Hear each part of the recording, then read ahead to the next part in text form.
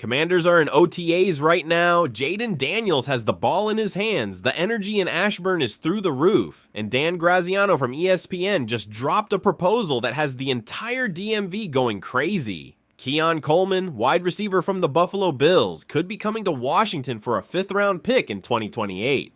Sounds cheap, sounds tempting, and in a minute I'm going to break down exactly why this move could be the weapon Jaden Daniels needs to take off, or the mistake that costs this franchise another lost season. But that is not all that is happening in Ashburn. Durante Jones has a luxury problem on defense, too many high-level players competing for too few roles, and the way he solves that puzzle is going to determine whether this unit becomes elite or turns into a complete mess.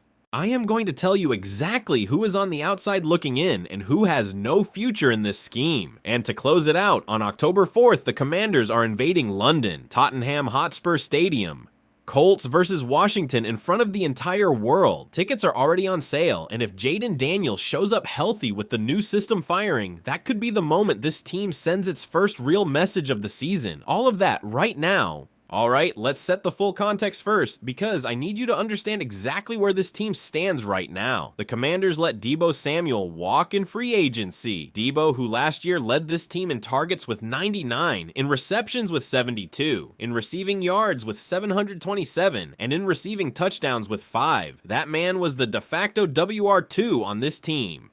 He was the weapon Jaden Daniels used to move the chains on 3rd down, the guy who gave this offense a different dimension. He's gone. And Washington hasn't signed anyone who replaces that level of impact, so what do they have right now behind McLaurin? Treylon Burks, who has talent but hasn't been able to stick anywhere in this league. Antonio Williams, the 3rd-round pick from this year's draft, an exciting project but still a rookie. Jalen Lane, Diami Brown, Van Jefferson. Role players, depth guys. There is no real WR2 on this roster right now. And for a quarterback coming off an injury-shortened season, entering the most important year of his development, that is a serious problem. Now, Washington's plan A, according to every beat reporter out there, is Brandon Ayuk, former 49ers receiver, elite when healthy and motivated, a guy who's already expressed interest in playing with Jaden Daniels. Sounds perfect on paper.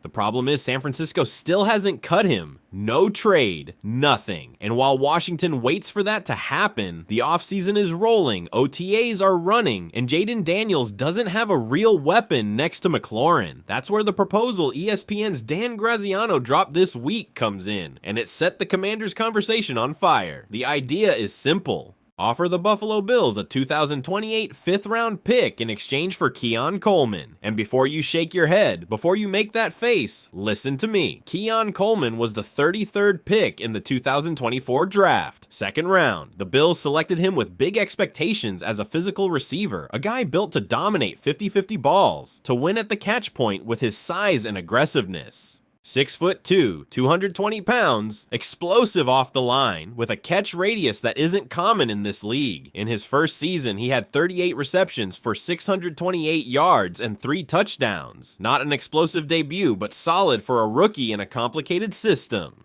Coleman's problem in Buffalo has a lot to do with context. The Bills have Khalil Shakir as their trusted slot receiver. They have Curtis Samuel, and in that environment, the target hierarchy never favored Coleman getting the volume he needed to fully develop. And there's an additional element. His connection with Josh Allen and Buffalo's system hasn't been the smoothest. New scenery, new quarterback, new system. That sometimes wakes players up, and here's where I want to get specific with you tactically, because I want you to see what I'm seeing. New offensive coordinator David Blau is building a system that will use more under-center formations, more play action, more concepts that require receivers who can work intermediate and deep routes, who can win one-on-one when the defense collapses the box to stop the run game. Keon Coleman, with his size and physicality, fits that profile. He's not a pure speed slot receiver. He's an outside physical receiver who can create mismatches against smaller corners. And in a system that's going to live off play action with Jaden Daniels under center, having a receiver who can win on the outside in one-on-one situations is exactly what you need. Now, the price. A 2028 5th-round pick. Graziano calls it a low-cost flyer. And he's right.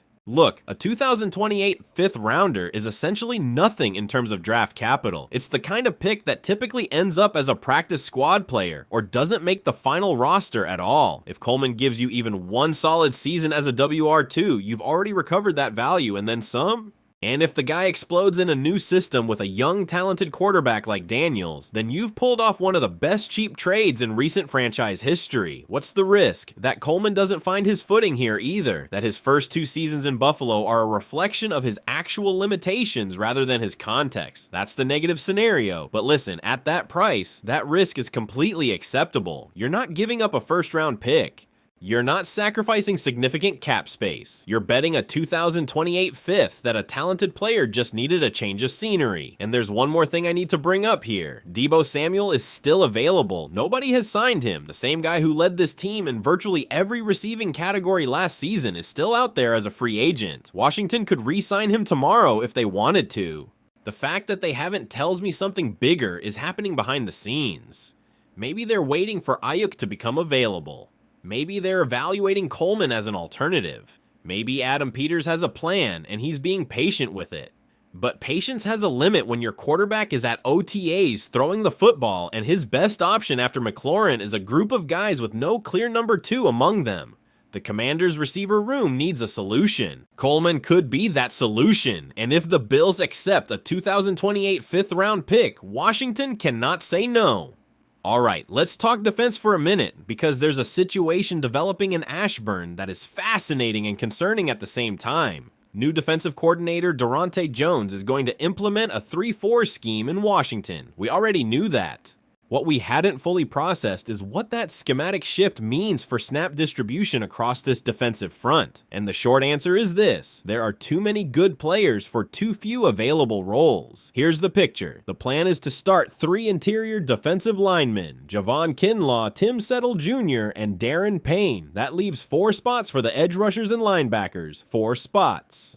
Now look at how many players are competing for them. On the outside, you have Dorrance Armstrong, who was playing at a Pro Bowl level last year before a knee injury ended his season. You have Odafe Oweh, who got paid big money by Adam Peters in free agency, which implies he needs to be a starter. Those 2 should be the outside linebackers in the 3-4. That makes sense. But then you have Kelvon Chaisson, a former first-round pick out of Jacksonville who needs snaps to develop. And you have Charles Omenihu, a solid reserve who also needs meaningful participation. And that's just the outside. Inside, the situation gets even more complicated. Frankie Louvu, who was a second-team All-Pro last year, should be one of the starting inside linebackers. Sonny Styles, the number 7 overall pick from this year's draft, is a generational talent who will eventually dominate this scheme. But is he ready to start from day one?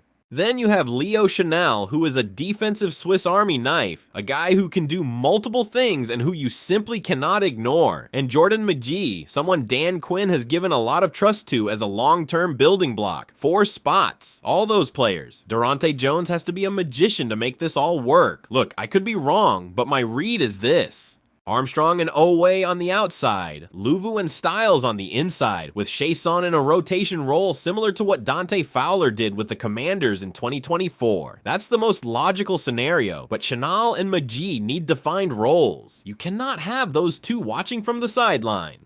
Jones is going to have to get creative with his defensive packages, use dime and nickel looks that allow more players on the field in specific situations. The good news is, this is exactly the kind of problem you want to have as a franchise. Too much talent, too much depth. The challenge is organizational, not about quality. And if Jones solves this puzzle, Washington could have one of the most versatile and deep defensive units in the entire NFC. And to close this one out with something that genuinely has me hyped, because not everything can be analysis and concerns. On Sunday, October 4th, the Washington Commanders are going to play the Indianapolis Colts at Tottenham Hotspur Stadium in London, and tickets went on sale today. The lowest ticket price to get in is $339. If you want lower level seating, you're looking at $534 starting in section 114. Not cheap, but listen, being in London watching the Commanders live in one of the most impressive stadiums in the world, that's an experience you don't forget. The Colts didn't make the playoffs last year either. Both teams are coming off frustrating seasons. Both want to make a statement in 2026. And if Jaden Daniels arrives healthy with Blau's new system clicking, that could be one of the first moments of the season where this team sends a message to the rest of the league. In London, in front of the whole world. Fam, if your passport is ready and you got some money saved up, you already know what you have to do. Look, the message today is clear. This team is moving. The offseason isn't over. There's a Keon Coleman trade that could change the entire dynamic of this offense. There's a defensive puzzle Durante Jones has to solve. There's a game in London shaping up to be epic, and at the center of all of it is Jaden Daniels, who is in Ashburn right now, working, preparing, learning Blau's system, ready to show the world that 2025 was just a bump in the road towards something much bigger. Drop your comment below. Do you want Washington to make the move for Keon Coleman, keep waiting for Ayuk, or bring Debo back? That conversation belongs in the comments right now, and if this breakdown helped you understand what's going on with your team, that like button already earned it. Raise hail. See you in the next one.